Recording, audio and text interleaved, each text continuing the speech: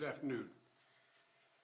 Today, I made two vital calls, as I've been making for some months now. Two vital calls that on the situation in Russia and Ukraine. The first was to a bipartisan group of members of Congress who are currently representing the United States, along with Vice President Harris at the Munich Security Conference. The second was the latest in a series of calls over the past many months with the heads of state of our NATO allies and the European Union, to bring them up to date on what the United States thinks is the current state of affairs and what's likely to happen in Ukraine in the coming days, to ensure that we continue to remain in lockstep, that is, the European Union and NATO. Despite Russia's efforts to divide us at home and abroad, I can affirm that has not happened. The overwhelming message of on both calls was one of unity, determination, and resolve.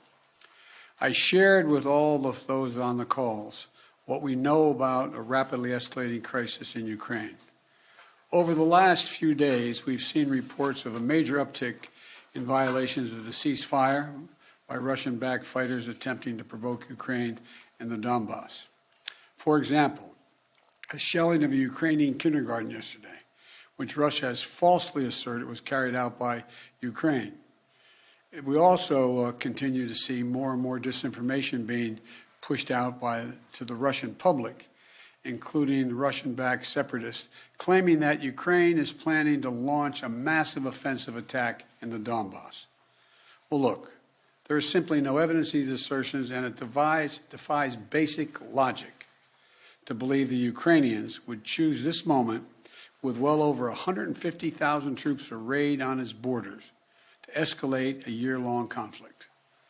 Russia's state media also continues to make phony allegations of a genocide taking place in the Donbass and push fabricated claims warning about Ukraine's attack on Russia without any evidence. That's just what I'm sure Ukraine's thinking of doing, attacking Russia.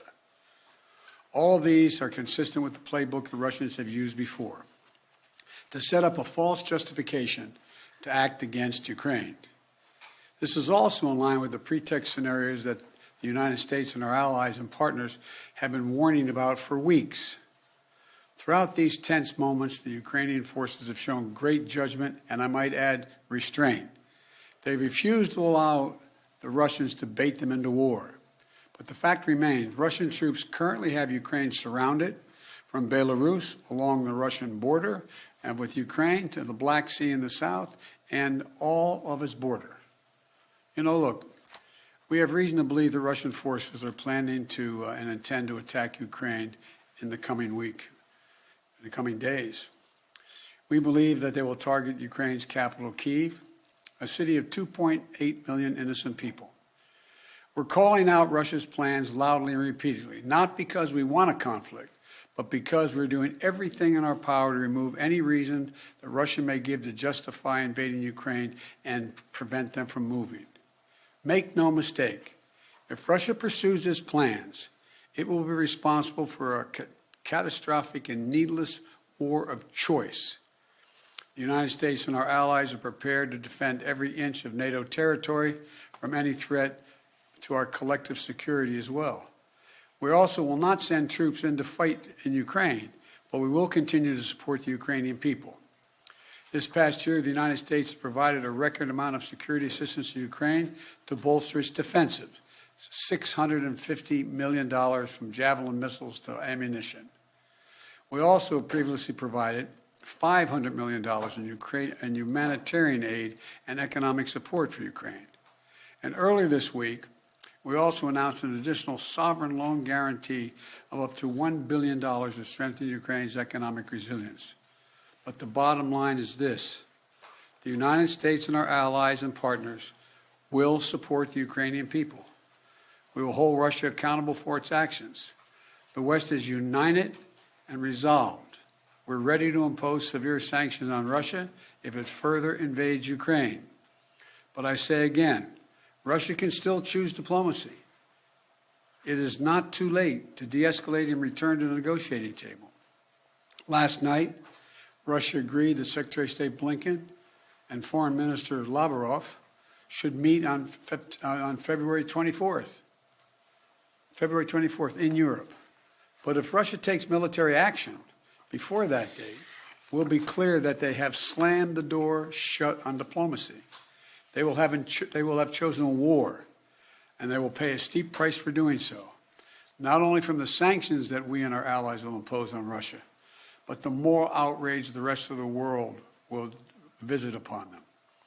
You know, there are many issues that divide our nation and our world, but standing up to Russian aggression is not one of them. The American people are united. Europe is united. The transatlantic community is united. Our political parties in this country are united. The entire free world is united. Russia has a choice between war and all the suffering it will bring, or diplomacy that will make a future safer for everyone. Now, I'm happy to take a few questions. Nancy from Bloomberg. Thank you so much, sir. Do you think that it is wise for President Zelensky to leave Ukraine if an invasion is as imminent as the U.S. says it is? That's a judgment for him to make, and a determination as to whether or not. I've spoken with Zelensky a dozen times, maybe more, I don't know. And it's in the pursuit of a diplomatic solution, it may not be it may be the wise choice, but it's his decision. And do you have any indication about whether President Putin has made a decision on whether to invade? Do you feel confident that he hasn't made that decision already? As of this moment, I'm convinced he's made the decision. We have reason to believe that. There seems to be a unanimity, a spirit between the United States and Europe to do some sanctions, a comprehensive sanctions, but is everyone on board with the exact same sanctions that you want to do? Yes. There will be some slight differences, but there'll be more add-ons than subtractions. And President Putin is going to oversee some nuclear drills this weekend. How do you see that happening? What's your reaction to that, sir? Thank you. Well,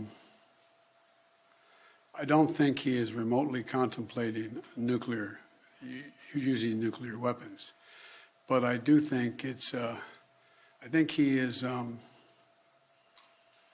focused on trying to convince the world that he has the ability to change the dynamics in Europe in a way that he cannot. But I don't. How much of it is a cover for just saying we're just doing exercises, and there's more than that? I just can't. It's hard to read his mind. Mr. President, to be clear, you are convinced that President Putin is going to invade Ukraine. Is that what you just said a few moments ago? Yes, I did. Yes. So is diplomacy off the table then? No. Until he does, diplomacy is always a possibility. What reason do you have to believe he's considering that option at all? We have a significant intelligence capability. Thank you very much. Thank you, guys. Thank you.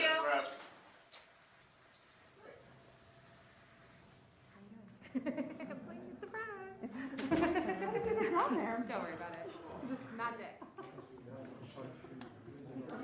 Megan upstairs.